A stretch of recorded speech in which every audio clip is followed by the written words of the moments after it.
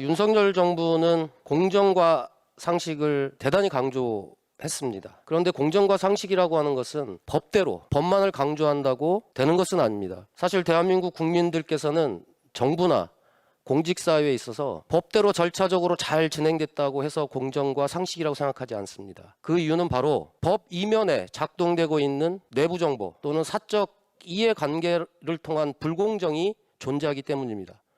그래서 이전 정부에도 이런 정부와 공직사회의 투명성과 신뢰를 제고하기 위해서 특히 지난해 LH 사건을 계기로 국회가 이해충돌방지법을 제정하고 올해 5월 19일 날 시행에 들어갔습니다. 국민권익위원장님 나와 계십니까? 네. 공직자 이해충돌방지법이 시행된 지 약 6개월 정도가 됐는데요. 공직자 이해충돌방지법 제8조에 따르면 고위공직자는 민간 부문에서의 업무 활동을 제출하게 되어 있죠?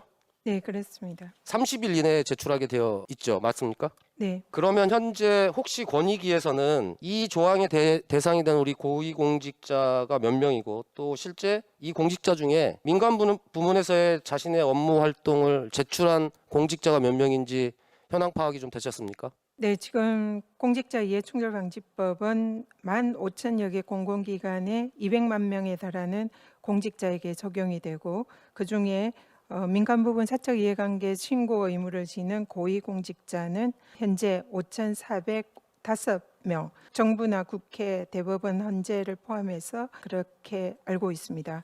근데 현재 지금 이해충돌방지법의 이 신고 의무 이행 부분에 관해서 권익위에서 현재 15,000개 공공기관 대상으로 현행 이행 사항을 전수조사를 시행 중에 있습니다. 전수조가 잘 진행되고 있습니까? 그동안 사실상 감사원 감사로 석 달 동안 권익의 업무가 사실상 마비가 됐었고 그리고 공직자 이해충돌방지법이 5월 19일에 시행이 되면서 이에 대해서 이를 담당할 인력을 행안부에 요청을 했는데 사실상 한 명도 지금 배정을 받지 못하고 있습니다. 그래서 현재 기존의 권익위 직원들을 차출을 해서 임시 TF를 5명을 지금 배정을 해서 내부에서 그 인력으로 이 업무를 수행 중에 있는데 사실상 지금 규모에 비해서 거의 진행을 하지 못하고 있습니다. 행안부 장관님 혹시 나와 계신가요? 네. 제가 앞서 말씀드렸습니다만 우리 공직사회의 투명성 제고와 신뢰도 제고를 위해서라도 그리고 국민들께서 느끼는 공정과 상식을 해소하기 위해서라도 이해충돌방지법이 제대로 작동을 해야 된다고 생각을 하는데 이미 이 법이 제정된 것이 지난해이고 시행이 5월 19일입니다. 그러면 이 문제들이 잘 해결될 수 있도록 적정한 인원이 권익위에 배정되어야 된다고 생각하는데 아직까지 이렇게 배정이 안 되는 이유가 무엇입니까? 정부가 바뀌고 그러면은 전 부처적으로 인원 수요가 굉장히 많습니다.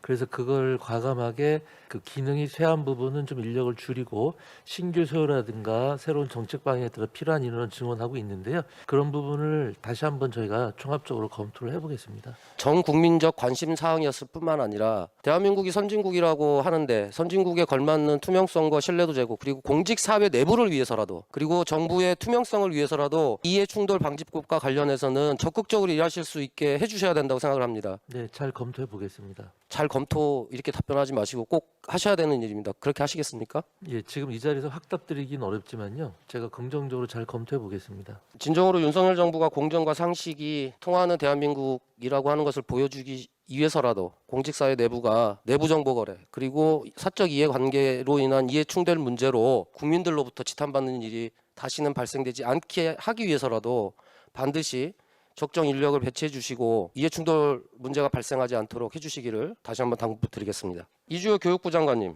네, 교육부 장관입니다. 네, 장관님 인사청문회 때부터 이해충돌 논란이 많았었죠. 네, 그래서 장관께서는 그동안 여러 차례 장관이 되면 특정 집단의 이해를 대변하는 일은 결코 없을 것이다 이렇게 강조를 하셨습니다. 네, 여기서 특정 집단은 아시아교육협회 또 장관과 인연이 있는 에듀테크 업체나 AI 업체라고 보면 되겠죠.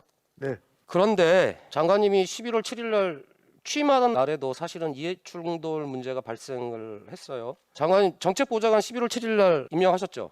네, 맞습니다. 그런데 정책보좌관을 뽑으려면 이분에 대한 신원조회부터 절차를 밟아야 되지 않습니까? 네, 네, 그런데 이 신원조회가 10월 21일 날 접수가 시작됐다고 들었어요. 근데 이때가 10월 20일이면 교육부 장관님 인사청문회 하시면서 이해충돌 문제가 한참 발생할 때예요. 그러니까 인사청문회 장소에서는 이해충돌 문제와 관련해서 결코 그런 일이 없을 것이라고 얘기하시면서 뒤에서는 정책보좌관 임명을 위한 절차를 돌입한 거죠. 그런데 이 정책보좌관이 알고 보니까 협회에서 같이 일했던 협회 사무총장 출신 맞죠? 네, 의원님 그렇지만 이해충돌 방지법에서 이야기하는 이제 그 사항은 이제 아시아교육협회는 해당되지만 그 협회에서 재직했던 개인이나 또 전문가로 활동하는 분들은 그 사적 이해관계자에는 해당되지 않는 걸로 그렇게 저희들이 확인했습니다. 그러니까 장관님은 임명되기 전이니까 상관없다는 얘기십니까? 아시아교육협회는 이해관계 당사자로 이렇게 규정이 될 수 있지만 사적 이해관계자 다만 이제 거기서 일했던 분들까지도 포함이 되지 않는다는 말씀을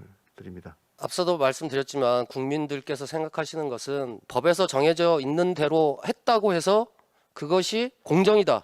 이렇게 생각하지 않는다는 거예요. 그리고 상식이라고 생각하지 않는 거죠. 그래서 공직사회 내부의 이해충돌 문제를 계속적으로 제가 얘기하고 있는 것입니다. 대한민국 사회가 더욱 투명한 사회, 신뢰를 높이는 사회로 가기 위해서는 법도 중요하지만 법 이면에 불공정 문제를 해소하지 않으면 안 됩니다. 윤석열 정부가 그토록 강조하고 있는 공정과 상식이 깨지지 않도록 하기 위해서 오늘 함께하고 계시는 장관님들 이하 공직자 여러분들께서 솔선수범해 주시길 바라고 교육부 장관님께는 충돌 논란이 되고 있는 정책 보좌관 문제도 잘 정리하시기를 당부의 말씀드리도록 하겠습니다.